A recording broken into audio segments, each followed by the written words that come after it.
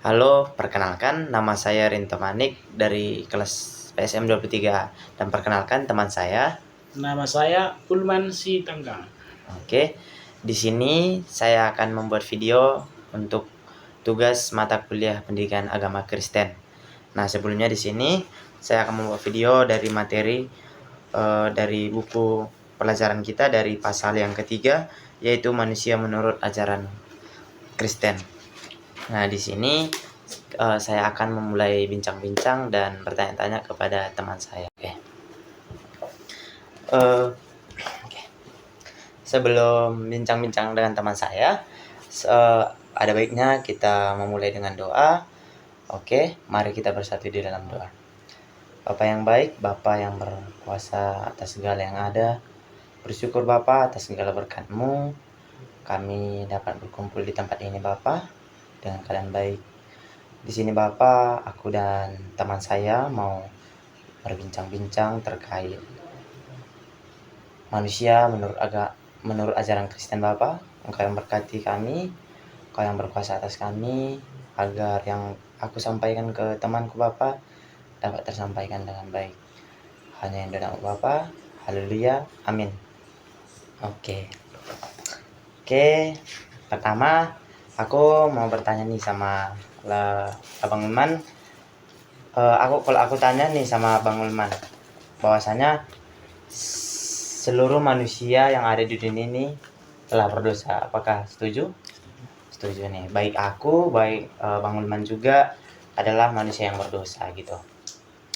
Dan kalau aku tanya nih sama Bang Ulman, dalam satu hari ini udah ada berapa kali berbuat dosa? Banyak. Banyak. Nah, aku juga dari perkataan. banyak sekali lah gitu. Aku juga setuju.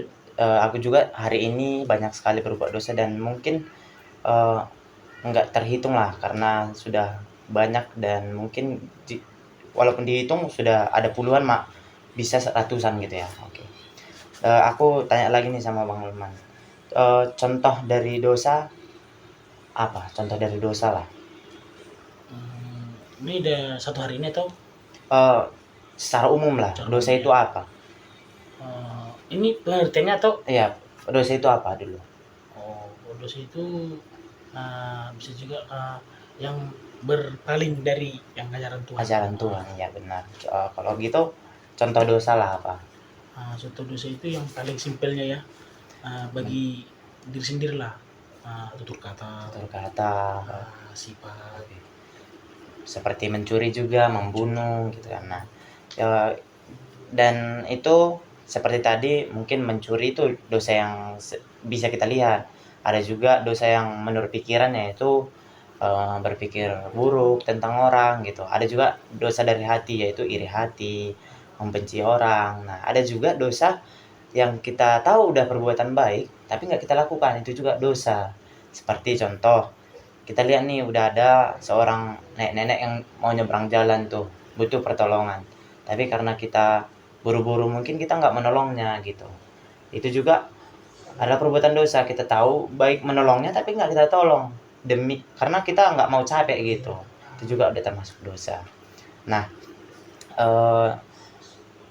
dosa. Kita ibaratkanlah gini.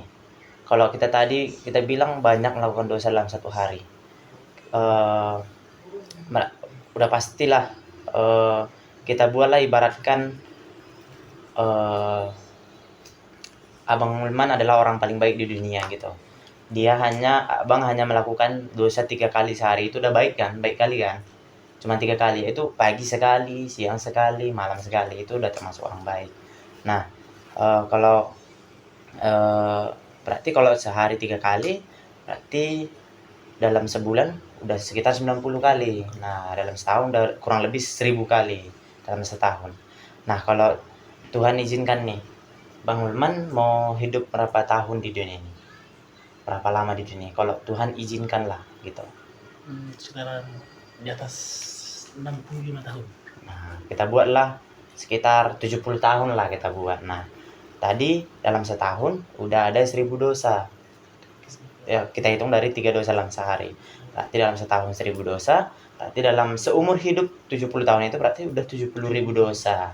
Nah, dari dosa yang sebanyak itu, eh, apakah mungkin bisa masuk surga? Enggak kan? Karena satu dosa saja sudah tidak bisa masuk surga. Nah, kalau gitu, sedangkan hitungan orang baik yang melakukan dosa 3 kali sehari saja dan seumur hidupnya sudah 70.000 kali, nggak layak masuk surga. Gitu. Karena untuk masuk surga harus sempurna. Satu dosa saja tidak boleh gitu. Nah, aku ada cerita nih. Contohnya nih, Bang Ulman lagi ulang tahun gitu. Terus aku mau buat kue bolu sama Bang Ulman. Nah, ketika membuat kue, aku membuat adonan dari telur, tepung terigu, dan bahan-bahan lainnya. Dan aku ada punya 10 telur nih. Nah, ketika aku memecahkan telur pertama sampai telur ke-9 dan aku mixer gitu, itu masih bagus. Dan pecahkan telur ke-10 ternyata busuk. Dan aku mixer campur. Dan kalau aku buat tuh, hidangkan, apakah itu layak untuk dihidangkan? Enggak kan? Karena satu telur Udah sudah mencemari masuk seluruh, sembilan telur lainnya. iya, sudah mencemari kue Adonan. itulah gitu. Nah, tapi coba lagi nih. Karena aku rasa itu ya satu telur aja, terus kutambahin nih 10 telur premium lagi yang paling bagus. Kutambahin tepung premium lagi. Apakah layak dihidangkan? Kenapa? Satu telur.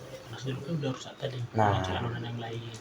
benar sekali, karena satu telur itu sudah mencemari seluruh adonan. Nah, itu juga dengan manusia. Satu dosa saja sudah mencemari seluruh kebaikan manusia. Nah, sehingga mustahil untuk manusia dapat masuk surga. Nah, berarti harus ada cara yang lain. Nah, karena kita rasa menurut kita dulu, menurutku juga dulu, bahwasanya dosa manusia itu seperti timbangan, hidup kita seperti timbangan. Ketika kita lebih banyak perbuatan baik daripada perbuatan jahat, kita bisa masuk surga. Begitu juga sebaliknya, ketika perbuatan jahat lebih banyak daripada perbuatan baik, kita masuk neraka. Ternyata itu salah. Nah, karena satu dosa saja sudah mencemari seluruh kebaikan manusia. Nah, jadi mustahil manusia dapat masuk surga. Nah, harus ada cara lain. Mari kita lihat bagaimana cara Allah itu. Nah, terus aku bilanglah sama Bang Ulman gitu. Bahwasanya Allah adalah kasih dan adil. Setuju nggak? Nah, Allah itu kasih, tidak mau menghukum manusia, tetapi harus adil, menghukum manusia yang berdosa. Nah, tapi banyak orang berpikiran salah tentang Allah, seperti keadilan seorang polisi, di mana seperti kasih seorang kakek, di mana Abang Nulman juga tahulah gimana kasih seorang kakek kepada cucunya. Walaupun cucunya salah, dipukul cucu orang lain juga tetap dikasihi. Nah, dibela ya. tetap dibela gitu. Itu pengertian yang salah. Orang sering berpikir bahwasanya Allah itu seperti seorang kakek. Walaupun manusia berdosa, tetap dikasihi gitu. Ada juga pikiran yang salah tentang Allah itu seperti seorang polisi gitu. Contoh nih, Bang Ulman pergi ke kampus. Bang Ulman ini adalah mahasiswa yang taat aturan lalu lintas gitu. Nggak pernah melanggar lalu lintas lah gitu. Selalu safety, memakai helm, semua surat lengkap-lengkap, spion lengkap gitu. Nah, tapi dalam satu waktu ketika Bang Ulman pergi ke kampus tiba-tiba karena ada jadwal tiba-tiba, jadi Bang Ulman ini buru-buru ke kampus nih. Dan karena buru-buru, Bang Ulman lupa memakai helm nih. Sebagai polisi yang adil lah, yang tegas, apakah tetap ditilang atau tetap dilepaskan? Tetap ditilang kan, karena harus tegas, harus adil kan. Nah gitu, tanpa memikirkan kasih. Dia nggak tahu nih, polisi itu nggak tahu bahwasanya kita buru-buru untuk ujian atau bimbingan skripsi, nggak tahu gitu. Nah, ternyata itu salah, karena Allah itu adalah kasih dan adil, mengasihi seluruh manusia berdosa, tetapi harus adil dan menghukum setiap manusia yang berdosa. Nah, gitu. Jadi di sini terjadilah dilema antara kasih dan keadilan Allah gitu terhadap manusia yang berdosa. Terjadi dilema. Nah, bagaimana? Aku sebelumnya mau cerita nih tentang Jenderal Samila. Jenderal Samila ini ceritanya kisah nyata sih, dari kisah nyata gitu. ketika Jenderal Samela ini adalah jenderal yang bijaksana, adil, kasih semualah dia. Nah, dia membawa seluruh masyarakatnya melewati kekeringan gitu, kekeringan. Jadi mereka harus memiliki cadangan makanan biar enggak kelaparan gitu. Nah, pas di tengah perjalanan cadangan makanan ini ada yang curi gitu. Terus datang Jenderal Samila, cepat tangkap pencuri itu dan kita harus cambuk 50 kali cambukan gitu. Nah, setelah dicari-cari ternyata tertangkaplah si pencurinya dan ditutup memakai karung goni.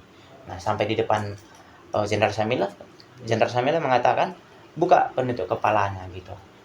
Dan dibuka dan ternyata yang mencuri adalah ibunya sendiri. Nah, di situ dia dilema juga gitu. Sebagai jenderal yang bijaksana harus menghukum karena sudah mencuri kan, sudah melanggar gitu. Tetapi sebagai seorang anak dia harus mengasihi ibunya. Nggak mungkin dia mencambuk ibunya kan gitu. Nah, dari sinilah terlihat bagaimana cara kasih dan keadilan itu jalan secara bersamaan. Dia menyuruh prajurit untuk mencambuk ibunya. Dan ketika mulai mencambuk, dia membuka jubah kebesarannya dan memeluk ibunya. Dan di situ dia dicambuk menggantikan ibunya sambil memeluk ibunya. Nah, dari situ kasihnya ditunjukkan sebagai seorang anak kepada ibunya, tetapi keadilannya dijalankan karena cambukan itu tetap berjalan. Nah, itulah cara kasih dan keadilannya itu berjalan. Nah, kita lihat bagaimana cara Allah gitu. Allah turun ke dunia sebagai wujud manusia dalam nama Yesus Kristus. Nah, dan turun ke dunia sebagai manusia tetapi beda dengan manusia. Manusia yang berdosa, sedangkan Yesus Kristus adalah sempurna tanpa dosa gitu. Dan karena kasihnya Yesus Kristus menimpakan seluruh dosa manusia kepada dia. Nah, karena dia yang dimana tadi dia sempurna dan menimpakan seluruh dosa manusia kepada dia, yang tadi sempurna menjadi dosa. Nah, karena dia kasih dan adil tadi, mengasihi seluruh manusia, tidak mau menghukumnya, dan adil harus menghukumnya dan menggantikannya melalui Yesus Kristus. Dan Yesus Kristus disalibkan. Nah, pada hari penyaliban itu Yesus Kristus pada kata terakhirnya dia mengatakan bahwasanya sudah selesai. Bahwasanya dosa yang dulu, sekarang dan untuk selama-lamanya sudah dihapus sekali untuk selama-lamanya gitu. Nah, karena dia mati, dikuburkan, karena dia Allah, pada hari yang ketiga dia hidup kembali dan bangkit ke surga. Dan dari surgalah dia mengurniakan hidup yang kekal kepada manusia. Nah, tetapi semua manusia tidak dapat menerimanya karena ada yang menghalangi tadi. Dari surga dia mengurniakan hidup yang kekal dan manusia dapat menerima hidup kekal itu dengan iman yang percaya gitu. Nah, seperti di gambar ini tadi kita lihat. Bahwasanya dosa memisahkan manusia dari Allah. Inilah dosa itu, yaitu lautan api, neraka gitu. Seperti pada Roma 3 ayat 23 bahwasanya semua orang telah berdosa. Nah, pada Roma 6 ayat 23 juga mengatakan bahwasanya upah dosa adalah maut, yaitu mati.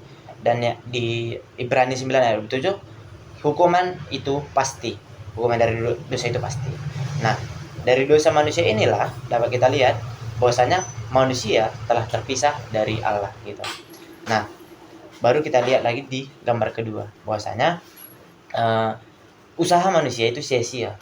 Usaha manusia itu sia-sia, yaitu karena tadi manusia mau masuk surga, dia menggunakan amal, menggunakan kebaikan, menggunakan agama yaitu gereja untuk masuk surga.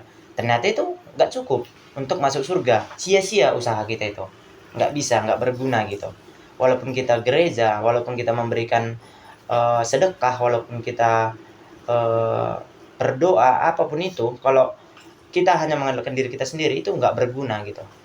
Tetap dosa itu tetap memisahkan, nggak bisa kita terhubung lagi dengan Allah gitu.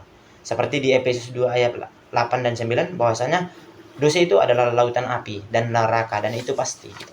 Dan baru kita lihat nih di gambar yang ketiga. Nah, di sini Allah adalah jembatan keselamatan satu-satunya. Nah, seperti di gambar 2 tadi bahwasanya manusia dengan usahanya adalah sia-sia. walaupun dengan pendidikan kita, dengan hidup baik kita, dengan agama kita, nggak bisa kita masuk surga. Allah adalah satu-satunya jembatan keselamatan itu, yaitu melalui Yesus Kristus. Nah, inilah salib itu. Hanya saliblah yang bisa menghubungkan manusia kepada Allah itu. Nah, gitu. Seperti di 1 Korintus 15 ayat 3 dan 4, Kristus mati karena dosa kita dan dikuburkan, dan pada hari yang ketiga bangkit. Dan inilah yang menunjukkan bahwasanya Allah telah berkorban untuk menebus seluruh dosa manusia agar manusia dapat terhubung kembali dengan Allah. Nah, di sini juga di gambar 4 yaitu percaya pada Tuhan Yesus terlepas dari hukuman dosa gitu. Nah, seperti tadi yang aku katakan juga untuk Bang Ulman, bahwasanya usaha kita itu dengan kebaikan, dengan agama, pendidikan itu sia-sia. Karena yang dapat menghubungkan kita hanyalah salib, yaitu pengorbanan Kristus. Nah, semua orang tidak dapat menerimanya. Karena yang dapat menerima keselamatan itu hanya orang percaya dan menerima gitu. Nah, gimana kita mendengar dahulu tentang keselamatan itu. Setelah kita mendengar, sekarang kita mau nggak gitu. Kalau kita mau percaya dan menerima, baru kita dapat terhubung dengan Allah itu. Dan kita tidak mengandalkan kebaikan kita gitu. Tetapi dengan percaya dan menerima itulah yang dapat menghubungkan kita dengan Kristus itu, dan kita dapat menerima hidup yang kekal itu gitu. Oke. Jadi dari sini aku bisa menyampaikan bahwasanya hidup kekal itu diberikan secara cuma-cuma sekarang, tapi semua orang tidak dapat menerimanya gitu. Karena yang dapat menerimanya itu hanya orang yang percaya dan mau menerima. Yang percaya gimana sih yang percaya? Yang percaya adalah dengan percaya kepada Yesus adalah jalan satu-satunya menuju hidup yang kekal, dan mengandalkan Yesus saja terhadap hidup kekal itu gitu. Dan banyak orang berusaha untuk menerima hidup kekal itu seperti agama-agama yang sebelah gitu. Mereka melakukan amal, melakukan kebaikan biar mereka masuk surga. Ternyata itu sia-sia gitu. Seperti di gambar kedua tadi, itu sia-sia. Usaha kita itu sia-sia, nggak bisa dilepaskan gitu. Nggak ada gunanya, nggak bisa melepaskan kita dari dosa itu, karena satu dosa aja udah mencemari seluruh kebaikan kita kan. Nah gitu. Berarti hanya aja satu cara, yaitu melalui pengorbanan Kristus tadi. Nah, setelah Kristus tadi berkorban, berarti gimana nih? Kita dapat menerima keselamatan itu ya dengan percaya dan menerima hidup kekal itu. Oke. Berarti di sini bahwasanya kebaikan itu adalah cara kita untuk bersyukur gitu. Bukan cara untuk masuk surga. Cara untuk masuk surga itu adalah percaya dan menerima. Nah, setelah kita menerima hidup kekal itu, kita bersyukur karena kita sudah menerima. Bersyukur dengan cara melakukan kebaikan. Nah, karena orang sering berkata bahwasanya aku melakukan kebaikan biar masuk surga. Ternyata itu salah gitu. Biar masuk surga itu hanya ada satu cara, yaitu menerima dan percaya Yesus itu adalah jalan satu-satunya terhadap hidup kekal itu. Dan setelah menerima hidup kekal, kita bersyukur karena Yesus telah memberikan hidup kekal itu. Bersyukurnya gimana? Lakukan kebaikan. Baru mencerminkan gimana pribadi Kristus itu. Nah, gitu. Nah, dari semua penjelasan yang kusampaikan tadi, apakah Bang Ulman paham? Oke. Nah, setelah penyampaian tadi, apakah Bang Ulman mau menerima keselamatan itu, mau menerima hidup kekal itu? Mau. Nah, setelah Bang Ulman menjawab mau dan kita ketahui bahwasanya ketika kita mau menerima keselamatan itu, kita mau percaya kepada pengorbanan Kristus dan percaya bahwasanya jalan keselamatan adalah Kristus satu-satunya. Dan gimana kita dapat menerima keselamatan itu? Ya dengan percaya dan mengandalkan Yesus saja gitu. Nah, setelah Bang Ulman mau menerima, pastinya kita harus menyerahkan diri kita kepada Kristus, yaitu melalui pertama sudah pasti mau menerima Kristus itu sebagai pemberi hidup kekal. Baru yang kedua itu mengalihkan pengandalan diri kita. Yang sebelumnya kita mengandalkan diri kita untuk masuk surga melalui kebaikan, sekarang sudah mengandalkan Kristus. Karena ketika kita mengandalkan Kristus, maka kita telah menerima keselamatan itu. Kita mengandalkan Kristus karena Kristus itulah yang memberi keselamatan itu. Baru yang ketiga itu mengakui Yesus Kristus. Mengakui Yesus Kristus sebagai Tuhan secara pribadi dalam hati.